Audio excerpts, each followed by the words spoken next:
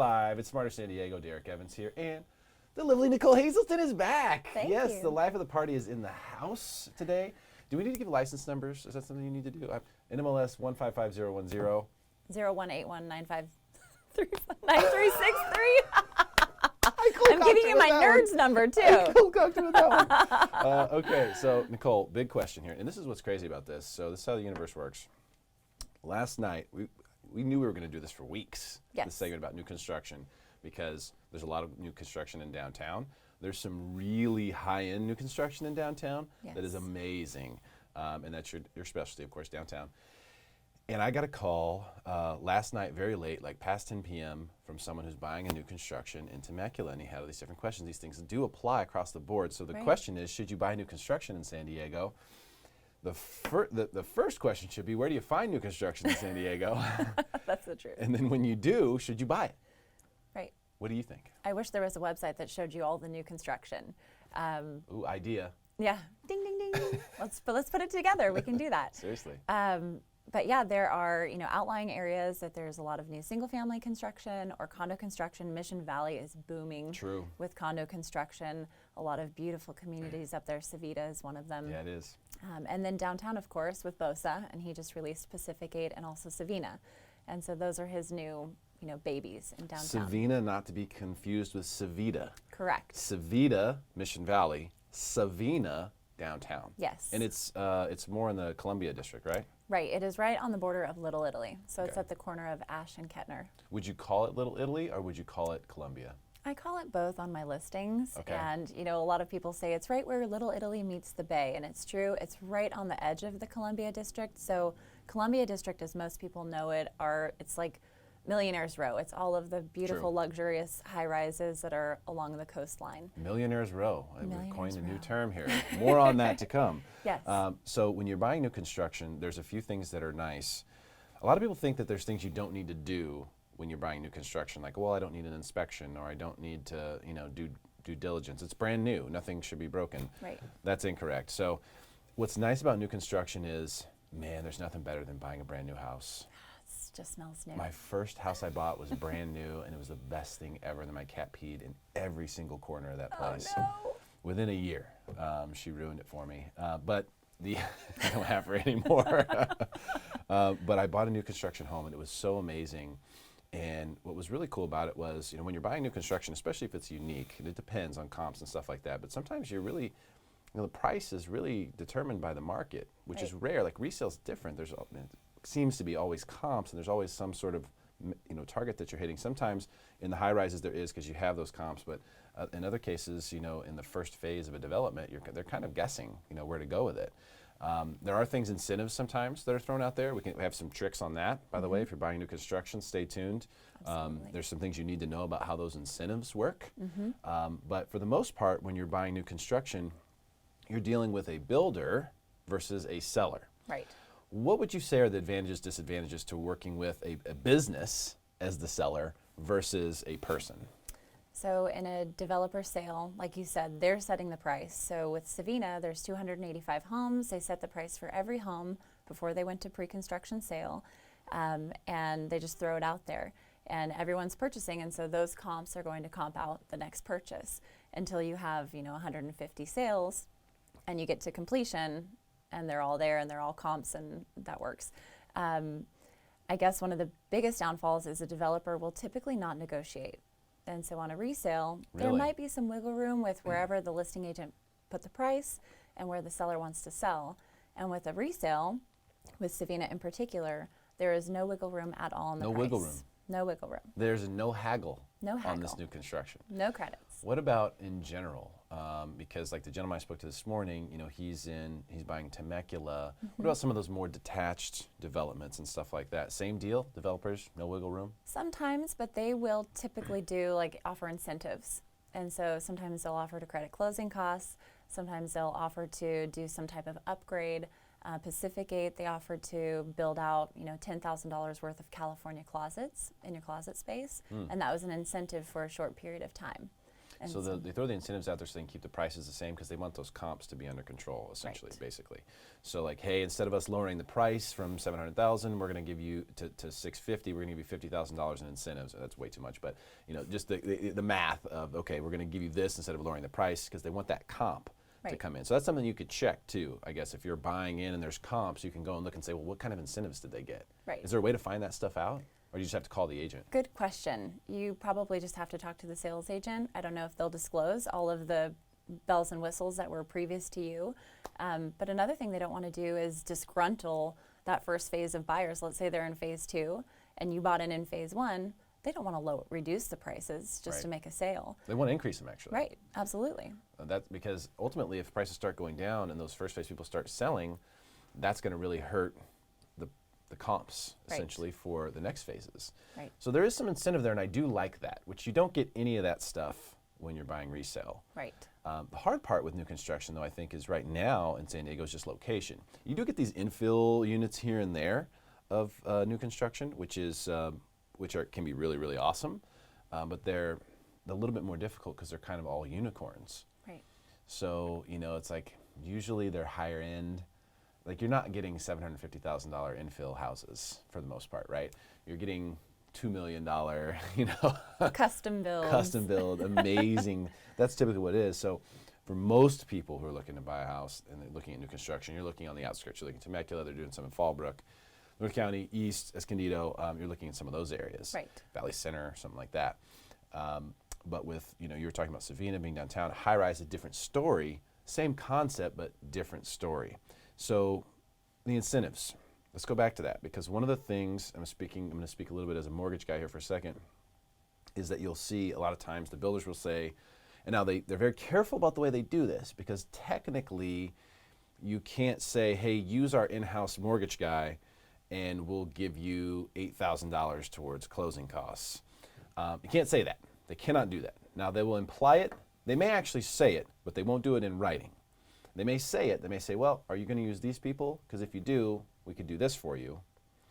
And that may not be illegal to say, but it's not the whole truth. The whole truth is if we're going to do this for you, we have to do it for you regardless of what lender you use. Right. So one tip on this, one trick is if they do identify at any point in time that you're going to get the credit, should you use that lender, that there is all you need to prove that you're going to get the credit regardless of what lender you use. Absolutely. With the in-house lenders, and I know I don't think they have, BOSA does this, but with your experience using the builder's lender, do you have any, has it been okay? Does it work out usually, or? It's been okay. It's been okay? They're lenders that these developers have built relationships with over time.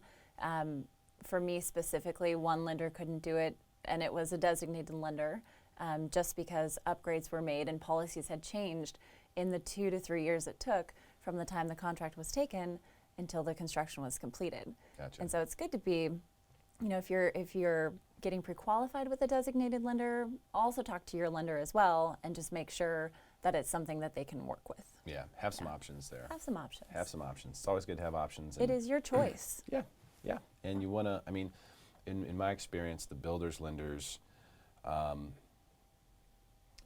the nicest way to say that? They seem to be part-time. Like I don't feel the full-time feeling from them as far as when they return, contact. That's just how it feels. It feels like they're way too busy, but it doesn't look like it. When you go in there, they're sitting there, there's nothing going on. So I don't know, but for some reason the contact seems to take forever. So if you notice that happening, that could be the reason. Maybe they're not full-time. I know that they don't get paid very much. I know that they kind of get squeezed. Those deals are done on sort of a corporate level. But the point is, if there's an incentive that's offered, or if it seems to be implied that there's an incentive offered for using a particular lender when you're buying new construction, that incentive will apply to all lenders, not just that one. So just remember that. That's the rule. That's the law. Everybody knows it. They definitely know this. So it's not surprising to them. If you're not sure how to go about asking this question, just reach out and let me know, and I'll tell you exactly how to ask the question so you can get what you need. What else do you think is important to know about new construction? It's great if you can afford new construction, to buy new construction. Most people can't, but is there any other potential downsides? More pros and cons, yes. Yeah. So another thing with pre-construction is sometimes if you get in an early phase, you can choose a color scheme. So at Savina, for instance, they had the coastal color scheme and the urban color scheme. So two kind of contrasting colors for your finishes, and that's for the kitchens and the bathrooms. You could also upgrade hardwood flooring into the bedroom, so kind of eliminate carpeting and have your choice. There's a lot of buyers that actually kept the carpeting in the bedrooms because they felt like it was more comfortable. So things like that, being able to add junction boxes, and these are all things that owners paid for as upgrades. They weren't incentivized with them, but except for the color scheme choice. Well, speaking of Savina, why don't we take a look at the Savina Yes, community here let's. and just kind of see, this is, of course, this is Bosa, Yes. who's built this community. That is Nicole. That's me. Hey. At the community. That's the beautiful building right there. This is their newest luxury high-rise that was just finished last summer. It was in pre-construction for a couple of years. And it, like we mentioned before, it's at Kettner and Ash, so it's right by the waterfront parks. Beautiful. Very close to Little Italy, and Little Italy is just hip happening right now. Oh, Little Italy is crushing right now. Everyone loves Little Italy. I love Little Italy. If you can find a place to park, which if you live there, you should have one, it is the place to be. Yeah, The best food, just the best happenings, the views, the feel.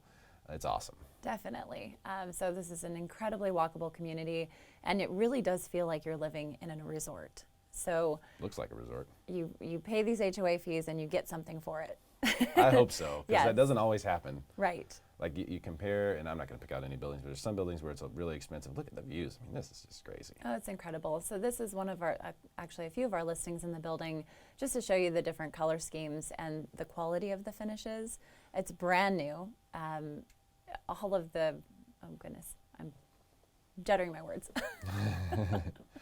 Yeah, so it's definitely an amazing community. Big high rise, great views, tremendous amenities. You kind of have it all there. And we've got a couple, you have a couple that are on the market right now. Yeah? We do. Yeah, so we're going to take a look at those.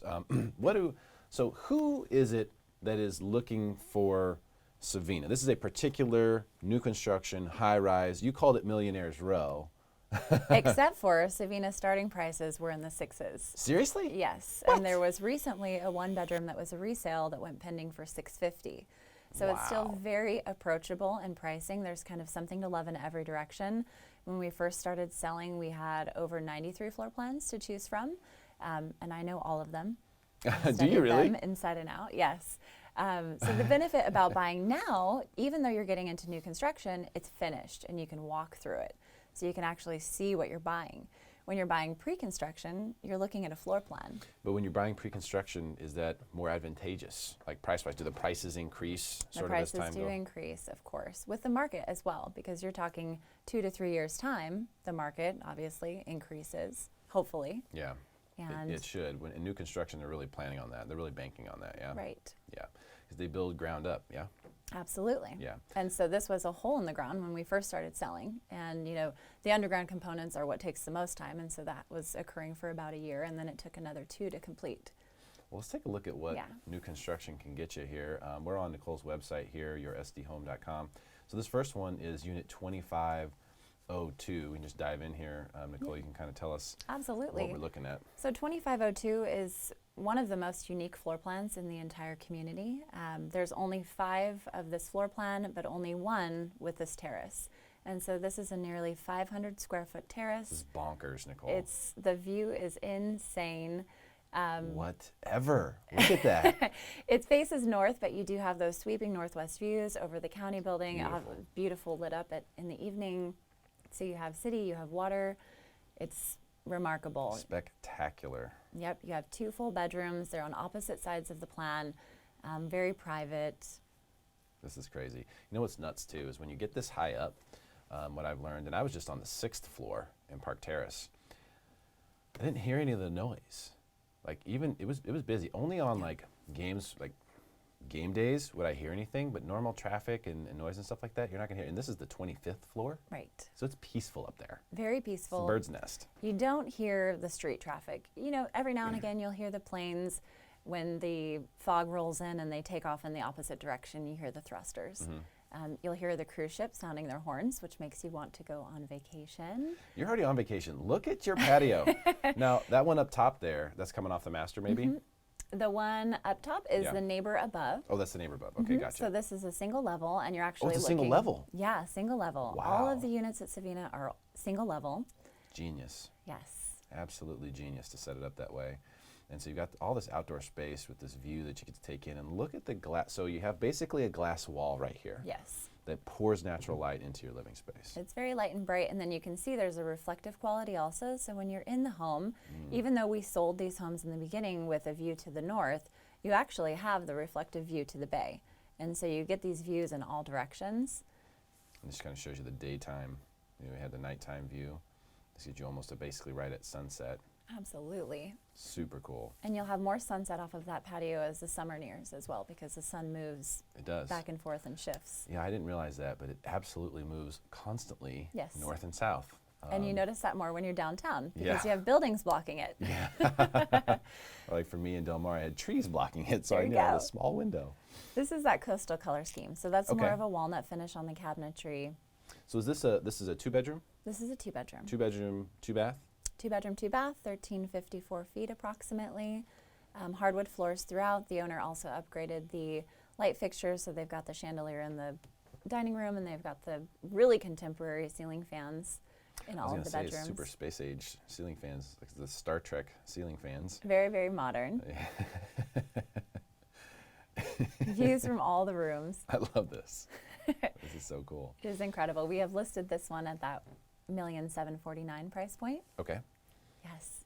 Yeah, this is right there. And that northwest corner, it was the most desirable as we were selling pre-construction because of those unobstructed views to the bay Yeah. over Little Italy, because the zoning changes, the buildings are low, you know that nothing's going to be built over the county building and the waterfront parks.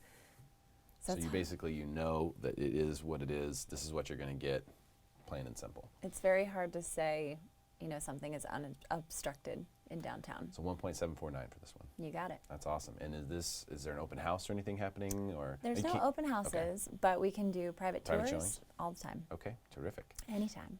Now you also have another one We do. that's on the same floor. It's the same floor. Amazing. Neighbors. Yes. So if somebody wants to get crazy, I will mention the previous are they owner is attached? staying in the building. They are. They have their eyes set on another unit.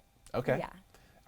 Yeah. So this is okay. So here we are, 2507. Now, is this the same floor plan? This is not. So this is the southwest corner, and this was probably the most understated view when we were selling pre-construction. So when you're in a sales gallery, you're selling off of a floor plan, you're looking at the southwest corner and a view towards Point Loma and Coronado, and it's gorgeous with the city views.